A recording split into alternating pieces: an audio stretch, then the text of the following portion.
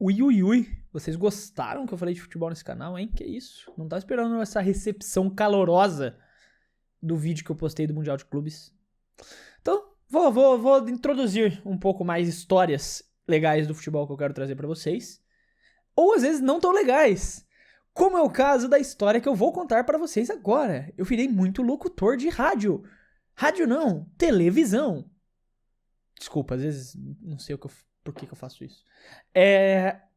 Mas basicamente, se você não sabe, se você não acompanha tanto futebol europeu, você não me conheceria, né? Porque eu falo mais, querendo ou não, eu falo mais de futebol europeu nos canais do clube do que de futebol brasileiro. Mas o nosso Crystal Palace, o Palácio de Cristal, o simpático Crystal Palace da Premier League, o eterno 12º lugar, que até a temporada atual nunca tinha feito mais de 50 pontos na Premier League e nunca tinha feito menos de 40, se eu não me engano. Ele sempre ficava entre 40 e 50 pontos. É insano. Venceu a Copa da Inglaterra, o primeiro título da história do Crystal Palace. Mano, é isso, eu acho que essa é a frase já, não tem mais o que completar não.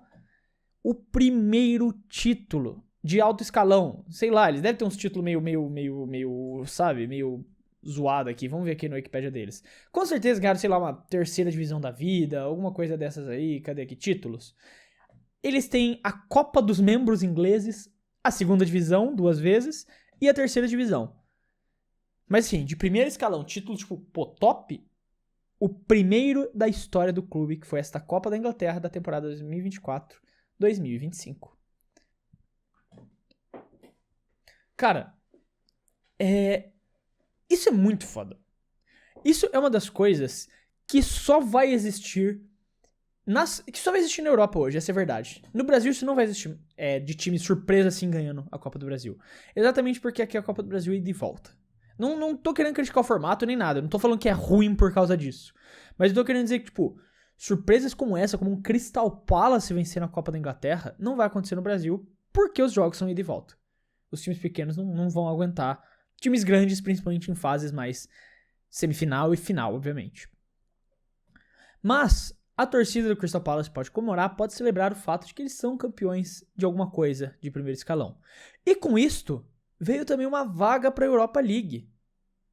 Uma tão sonhada, não só veio o tão sonhado título, como, pô, eles vão jogar pela primeira vez na história do clube uma competição europeia. O simpático Selhurst Park, casa da gravação do Ted Lasso, um dos melhores programas uma das melhores séries, se não a melhor série de futebol já feita, foi gravado. E, cara, isso era, pô, isso é uma das coisas que eu amo no futebol, velho. Você ter essas histórias, você ter essas coisas, você ter um time como o Crystal Palace indo jogar a Europa League. Isso é muito foda. Muito foda. Só que da mesma forma mágica que isso aconteceu, que isso chegou no colo deles, é a mesma forma que isso vai ser arrancado do peito deles. E ainda não é oficial, ainda pode ser revertido, mas a situação atual não é tão positiva para o nosso Crystal Palace. Qual que é o BO? Qual que é o rolê aqui? O Crystal Palace se classificou para a Europa League, né, vencendo a FA Cup. O grande problema é o Lyon também se classificou para a Europa League. E o Lyon é do John Textor, isso, o João dos Textos aqui, dono do Botafogo também. Dono do Grupo Eagle ali, que é dono em uma porcentagem alta, eu acho que é 43%. 45%, perfeito. Ele é dono de 45% do Crystal Palace. Ainda assim, ele é o dono, tipo, o cara que tem mais controle lá dentro, em questão de quantidade de ações. Ele é o cara principal, ele é o chefão, então ele é o dono do Crystal Palace, mesmo não sendo mais de 50%. O problema é, pelas regras da UEFA, assim como da FIFA, dois clubes com o mesmo dono não podem jogar a mesma competição. Ah, mas Fred, por que isso não pode acontecer? Conflito de interesse. Você pode usar o jogo de um para beneficiar o outro, uma combinação não combinação de resultados, mas tipo, sei lá, vamos supor que o Crystal Palace já tá garantido na próxima fase ali, né, entre o 24º e o 9º colocado ali, não tem como subir pro G8 nem cair para baixo. E talvez se eles perderem para um time na última rodada, ajude o Lyon, por exemplo. O que impediria isso de acontecer, entendeu? Eu não tô falando que vai acontecer, mas você não tem como garantir de que isso não está acontecendo. né? De que a esportividade está sendo respeitada. Se os dois se enfrentam numa fase importante, quem garante que não vai escolher o time preferido lá, já que ele é dono dos dois, para fazer passar de fase? Então entram muitas questões morais quando você tem dois clubes do mesmo dono no campeonato, e eu entendo e sou a favor dessa regra. O problema dela é... Não o problema dela, mas o problema do John Textor, que... Cara, é que você não tem como imaginar que o Crystal Palace vai ser campeão da Copa da Inglaterra, né? Essa é a verdade. Você não senta na cadeira ali em março e fala: o Crystal Palace vai vencer a Copa da Inglaterra. Por que eu tô falando em março? Porque você tem outros clubes que, mesmo sendo de mesmo dono, jogaram em competições iguais. Manchester City e Girona, na Champions League. Nessa última Champions League mesmo foi, né? Red Bull Leipzig e RB Salzburg em trocentas Champions League, tudo mesmo dono e joga competição. Por quê? Porque até o dia 1º de março, os clubes eles têm a liberdade, clubes que têm mais de... empresas que têm mais de um clube, têm a liberdade de colocar as ações numa situação de... tem a palavra aqui? Colocar as ações ali em um fundo cego. Que basicamente é um fundo cego, que são curadores de investimentos, que vão controlar uma parte do clube. Tipo, você bota as ações suficientes para que você não seja mais dono do clube, nesse fundo cego. As pessoas vão ser curadoras temporárias, ou seja, vão ser donas dessas ações temporariamente, e elas vão ser as donas desse clube temporariamente, e não você, porque elas têm mais ações que você dentro do clube. É mais ou menos isso, para não entrar em muitos detalhes. E você tem até o dia 1º de março para fazer isso. Então esses clubes, eles já fazem, eles já deixam pronto esse papelada toda ali pra fazer, porque eles pensam nisso. O John Textor não imaginou que o Crystal Palace ia vencer a Copa da Inglaterra, então ele não preparou isso. E ele tentou fazer agora, só que a UEFA rejeitou. A UEFA falou: não, meu filho, é 1º de março. Você tinha até 1º de março pra fazer, agora esquece. Esquece, você não tem mais o que fazer, não. Ah, um ponto importante que eu esqueci de falar no vídeo, né? Por que o Crystal Palace e não o Lyon? Porque o Lyon, na tabela do campeonato deles, terminou numa posição acima do que o Crystal Palace. Então a prioridade pra vaga, a prioridade da vaga é pra posição que você termina no seu campeonato nacional. O Lyon terminou muito mais alto, o Crystal Palace terminou, acho que, sei lá, em 9º, 10º lugar, que é sempre a posição que eles terminam. E por isso não foi pra... Por isso o Crystal Palace que vai sofrer as penalizações.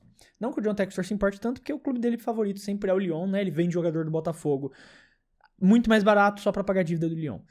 Mas, cara, e essa bomba cair no colo do Crystal Palace, pô, eu fiquei muito puto, eu fiquei muito triste.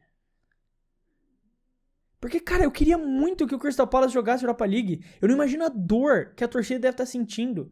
Tudo bem, não vai mudar o peso de ter ganhado um título, óbvio que não vai mudar, ainda é um título. Mas você vai tirar deles, depois dele ter esse gosto pela primeira vez, de poder jogar uma competição europeia. Cara, esse clube existe há, sei lá, 120 anos, é 119, um negócio assim. Que eles nunca jogaram. E vai tirar essa oportunidade deles. Você acha que vão jogar logo? Não vão jogar porque o Crystal Palace vai terminar em 12º na próxima temporada. Pode cravar, pode... Não aposte. Não, eu ia falar pode apostar, não aposta, tá? Não compacto com isso. Mas, cara... Está se tirando uma das raras, se não a única oportunidade do Crystal Palace de fato conseguir jogar uma competição europeia. E, tipo, não que isso seja errado, porque a regra tá no papel, eu não sou contra a regra, eu sou defensor da regra. Se ela existe, tem que seguir. Mas eu vou ficar, tipo, mano, é um negócio que me deixou triste, cara, imaginar isso. Pô, imagina o sofrimento, a dor de uma torcida dessas. E de um momento tão alegre pra perder e ser arrancado do peito deles do nada. Cara, eu realmente tô me sentindo mal por eles. Existe ainda uma possibilidade... que é o John Textor. A matéria que eu tô lendo é do GE, do Globo, escrita pelo Redação GE, né? Odeio que eu não dou crédito por jornalista. Mas ele tem que tentar vender os 45% dele do Crystal Palace antes do começo do torneio, do sorteio da primeira fase.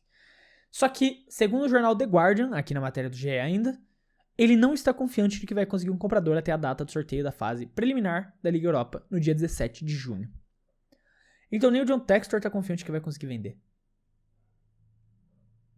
Essa é a situação, cara. Cara, como eu falei, é a regra. Se é a regra, tem que seguir. Não tem o que fazer. É isso. Ele foi burro de não ter preparado. Nem burro, porque você não vai imaginar que o Crystal Palace ia ser campeão. Mas, cara, que dó do Crystal Palace. E sabe o que é o pior? A faca no peito pra girar. Tipo, como o Maestro Júnior fala, enfiou a faca, tem que girar. Sabe qual que é a girada da faca disso tudo? Porque essa vaga deles iria cair no colo do Brighton. que é simplesmente o maior rival deles. Então não só você ia perder a vaga europeia, mas o seu rival ia ganhar a tua vaga. Não ganhou o troféu. Você ainda pode zoar por isso eles, claro, mas eles vão roubar a tua vaga na Europa League. Péssimo dia pra ser um torcedor do Crystal Palace. Ou não, né? Você ainda assim ganha um título.